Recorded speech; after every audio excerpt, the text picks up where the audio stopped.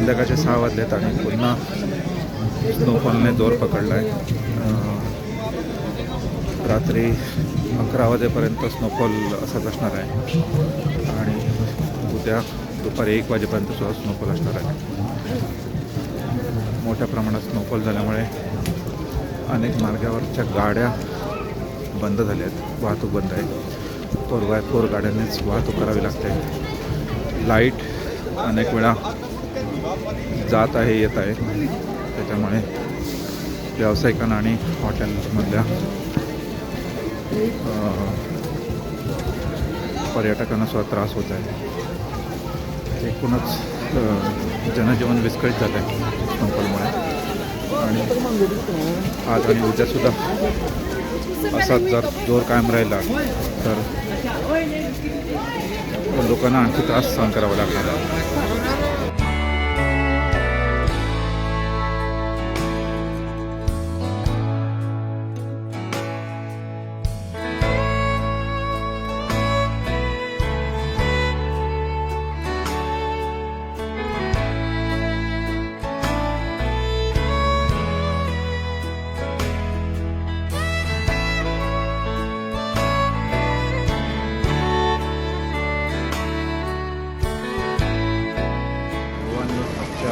वाचकांसाठी आणि प्रेक्षकांसाठी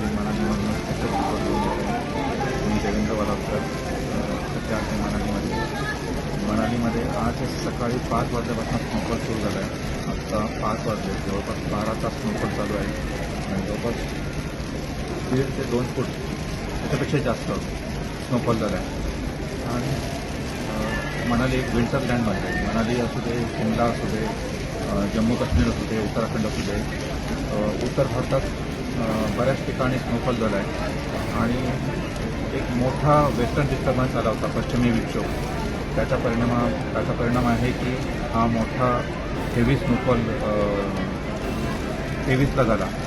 उद्याही काही प्रमाणात याचा परिणाम असणार आहे. मैदानी प्रदेशात मोठ्या प्रमाणात पाऊस झाला आहे आणि त्याच्यामुळे थंडीचं प्रमाण वाढलेलं आहे. गोव्यामध्ये सुद्धा थोडंफार थंड वाटत असेल याच्यामुळे. एकूणच वातावरण बदललेलं आहे मनालीमध्ये स्नोफॉलनंतर. यावर्षी बरेच दिवस ड्राय स्पेल गेला होता, म्हणजे ना स्नोफॉल झाला होता ना पाऊस झाला होता. आणि पाऊस आणि स्नोफॉल नसेल तर पर्यटन आणि सफरचंदाचं जी बाग होते, बागायती होते, त्याच्यावरही परिणाम होतो. त्याच्यामुळे हा जो स्नोफॉल झाला आहे तो पर्यटन उद्योगासाठी आणि जे बागायतदार आहेत त्यांच्यासाठी फलदायी आहे. आणि एकूण जर बघितलं तर सगळीकडे बर्फ फुल व्हाईट विंटरलँड झालेला आहे. मनालीच्या मॉल रोडवर विंटर कार्निवल होतो. त्याचं जर स्टेज बघितलं तर ते सकाळी ज्यावेळी हेवी स्नोफॉल सुरू झाला त्या ह्याच्यातच ते कोसळून गेलं आहे पूर्ण. आणि आता त्या इथं जे कार्यक्रम होणार होते ते आज त्यांना घेता आले नाही, त्याच्यामुळे ते कॅन्सल करायला लागले. आणि त्याच्यामुळे ते आजचा कार्यक्रम हा उद्याच्या दिवशी होणार आहे आणि ते थोडक्यात करणार आहे. सगळीकडे बघितलं तर रस्ते निसरडे बांधलेले आहेत. उंच प्रदेशात जाताना 4x4 गाड्याच करायला लागतात आणि त्या गाड्या नसतील तर तुम्हाला स्वतःच्या बॅग्स हातात घेऊन त्या हॉटेल्सपर्यंत चालायला लागतं. नसेल तर तुम्हाला 4x4साठी जेवढे पैसे मागतील 1 किलोमीटरसाठी जवळपास 1000 रुपये चार्ज करतात ते. बस स्टँडपासून हॉटेलपर्यंत किंवा मॉल रोडपासून हॉटेलपर्यंत जायचं असेल तर त्यासाठी ते पैसे चार्ज करतात आणि ते द्यायला लागतात. ज्यांना द्यायचे नसतात त्यांना त्या बॅग्स हातात घेऊन संपूर्ण हॉटेलपर्यंत जायला लागतं. आज आहे 23 तारीख. 26 जानेवारीचा वीकेंड मोठा आहे आणि आत्ता जो स्नोफॉल झाला आहे तो बघितला तर हा स्नो आणखी काही दिवस टिकणार आहे.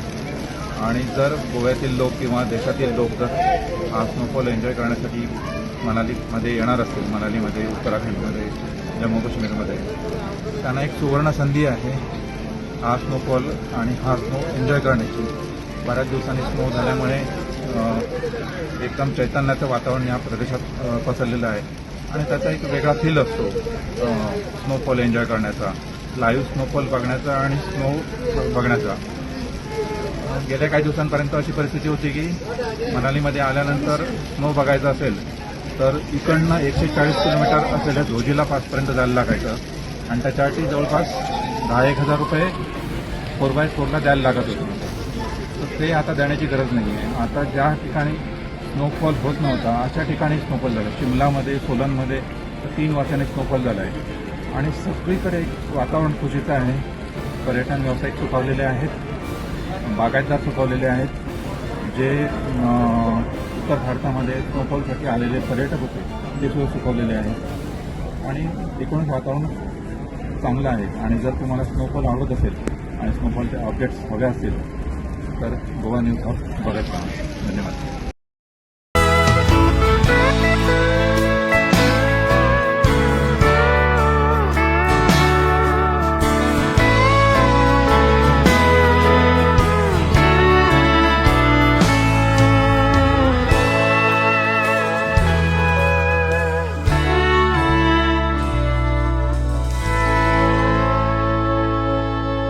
तुम्ही पळतात GNH.